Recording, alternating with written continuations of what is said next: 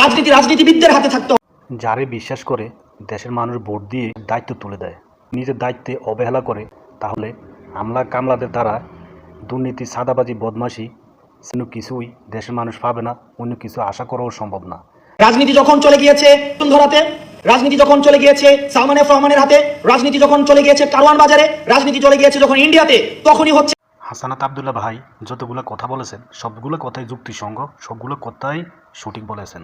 যারা নীতির পক্ষে, সত্যের পথে, গণতন্ত্রের পক্ষে থেকেছে তাদের হত্যা করার বৈধতা উৎপাদন হয়েছে। দেশের জনগণ কিন্তু সবারই বিশ্বাস করে না, দেশের জনগণ সবাইরে ভালোবাসে না। সবাইরে ভালোবাসতো তাহলে যত দল প্রতিদ্বন্দ্বী করে সবাই কিন্তু একসাথে দেশে ফাঁস হয়ে যেত, মন্ত্রী এমপি হয়ে যেত, সরকার হয়ে যেত।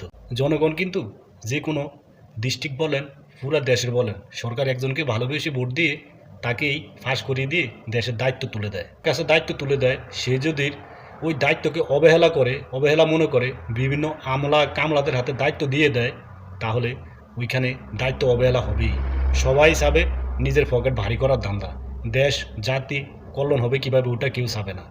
ম্যাক্সিমাম মানুষই চাবে কীভাবে জনগণের হক নষ্ট করে দিয়ে, দেশের সম্পদ নষ্ট করে দিয়ে নিজের পকেট ভারী করবে, সুইচ ব্যাংকে টাকা জমাবে, 10টা 20টা বাড়ি করবে, নিজে রাজার হালতে চলবে। আর যদি যেই সরকারি হোক, আমি আওয়ামী লীগ বুঝি না, বিএনপি বুঝি না, জাতীয় পার্টি বুঝি না, জামাত বুঝি না, যেই সরকারি হোক, আমরা যারা সাধারণ জনগণ আছি, আপনাকে পছন্দ করে, আপনাকে বিশ্বাস করে আমরা ভোট দিয়ে আপনাকে ফাঁস করিয়ে দেওয়ার পরে যদি আপনি সেই দায়িত্ব অবহেলা করে বিভিন্ন সামসার হাতে দায়িত্ব দিয়ে দেন, দেওয়ার পরে কিন্তু আপনার যত আপনার আমলারা খারাপ কাজ করবে, দুর্নীতি করবে, বদমাশি করবে, পুরোটা ছাপ কিন্তু আপনি যে দায়িত্ববান ছিলেন আপনার উপরে যাবে।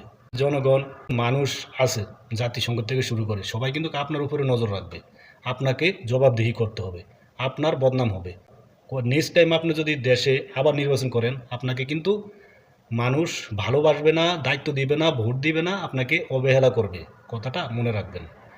যখন আপনার কাছে দায়িত্ব থাকবে, আপনি দেশের প্রধান, আপনি গ্রামের প্রধান, আপনি সেনাবাহিনীর প্রধান, আপনি পুলিশের প্রধান, আপনি যে কোনো একটা বাহিনীর প্রধান, আপনাকে একটা দায়িত্ব দেওয়া হয়েছে, সেটা আপনার হাতে ক্ষমতা রেখে আপনি কঠোর হাতে সেটা দমন করতে হবে অপরাধী।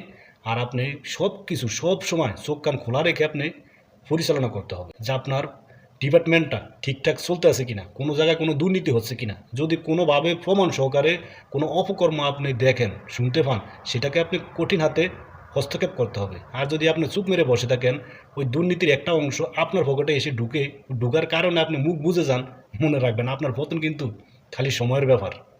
এটা সারা পৃথিবীর দেশ এবং জাতি সবাই জানে। সম্মান মানুষ এমনি এমনি করে না, সম্মান আপনি আরেকজনকে করলেই আপনাকে আরেকজন অন্যজন সম্মান করবে। আপনি যদি দায়িত্ব পাওয়ার পরে যাদের ভোটে আপনি দায়িত্ব পেয়েছেন তাদেরকে সম্মান না করেন, তাদেরকে মূল্য না করেন, তাদের অধিকারের দিকে নজর না দেন, তাহলে পরবর্তীতে নেক্সট টাইমে আপনাকে দিয়ে ওই জনগণ বাল ফলাবে আপনাকে ভোট দিয়ে। কারণ আপনি তো হয়েছেন বদমাইশ না করে জনগণের খেদমত করুন, তাহলে আপনি সব সময় সম্মানই থাকবেন, আপনি সব সময় দেশের সরকার হবেন। কথাটা মাথায় রাখবেন।